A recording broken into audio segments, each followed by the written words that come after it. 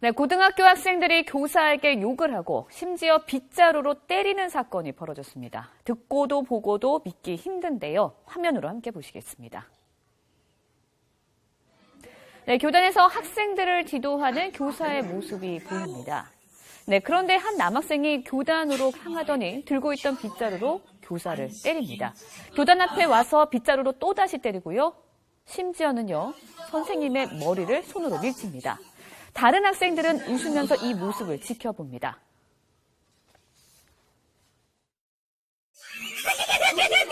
득점이다, 득점.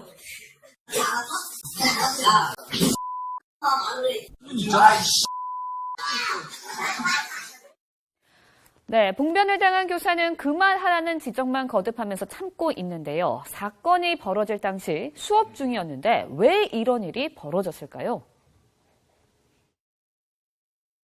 그 애들이 나가지도 않았는데 그 막 저기 출석부에 나갔다고 체크해가지고 그 때문에 애들이 화나가지고 그런 거예요. 네, 출석을 두고 일부 학생들이 문제를 제기하는 과정에서 화가 나서 그랬다고 합니다. 하지만 피해 교사는 가해 학생들의 형사처벌을 원하지 않는다는 입장을 전한 것으로 알려졌는데요. 지금 함께 이야기 나눠보도록 하겠습니다. 예, 참 기가 막힌 일입니다.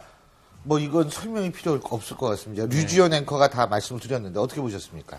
일단은 예전에는 이제 우리 스승님, 선생님의 그림자도 밟지 말라는 얘기가 있었는데 그 지금은 정도까지는 바라지도 그림자 않죠, 제 말이 그 말이야. 네. 그림자는 밟지 않을 망정. 선생님 대등한 인간으로 취급해주면 될 것 같아요. 저거 보니까. 머리를 톡톡톡 건들고 네. 몽둥이도 아니고 무슨 빗자루로 툭툭툭 건들고 진짜 2015년 대한민국 교육 현실의 민낯을 보여주는 것 같아서 너무 씁쓸한데요.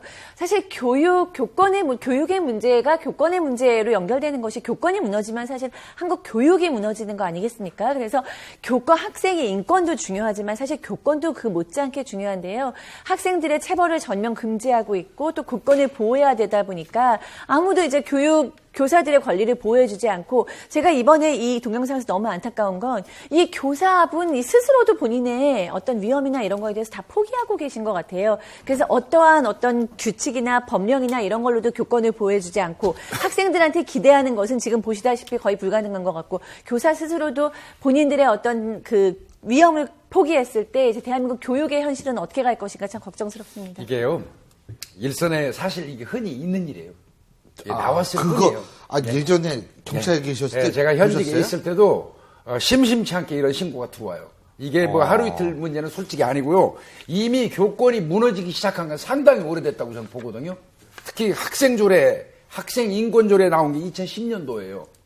그때를 기점으로 해가지고 아주 기하급수적으로 늡니다. 예. 그러다가 2011년도에 전면 체벌 금지가 나와요.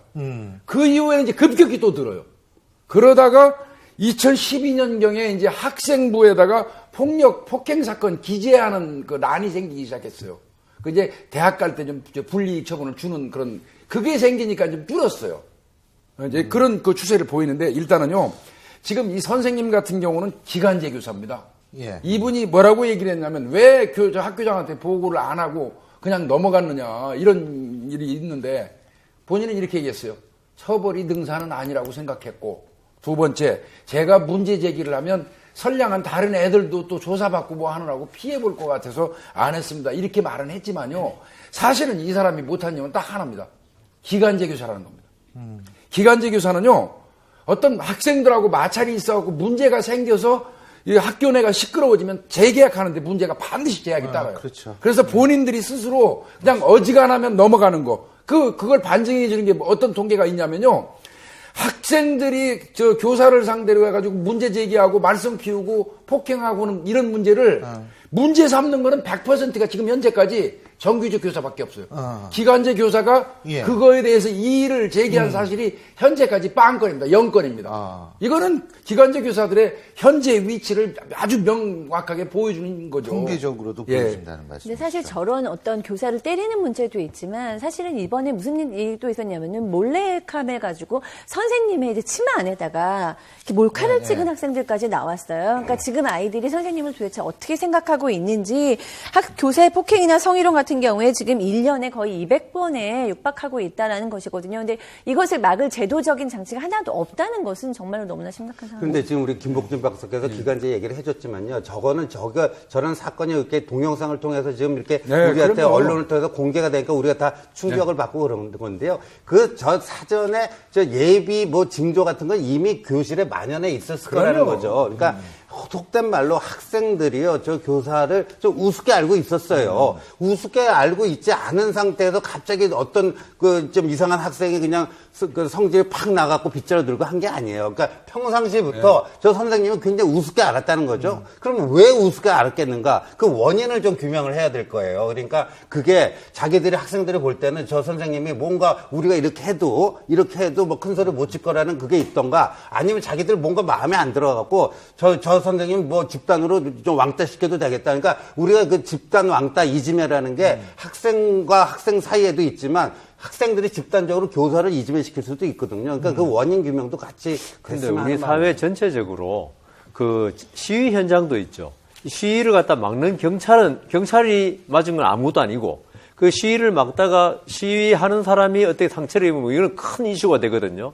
그 다음 이 학생도 이렇게 교사가 어떻게 훈계 차원에서 한 대 잘못 때려가지고 되면 이거 큰 이슈가 되고, 교사가 이렇게 되는 걸 시시하거나, 이렇게 지금 사회 전체적으로 어떤 권위, 그다음 정당성 있는 쪽이 오히려 수세에 몰리고, 불법이나 폭력을 행하는 쪽이 오히려 당당해지는 이런 현상이 사회적으로 생기는데 정말 문제고, 그다음 항상 이런 게 지금 기간제 교사 문제 말씀하셨지만은, 이렇게 문제가 생기면 일반 직장에서도요, 왜 감정 노동자라고 그러지 않습니까? 예.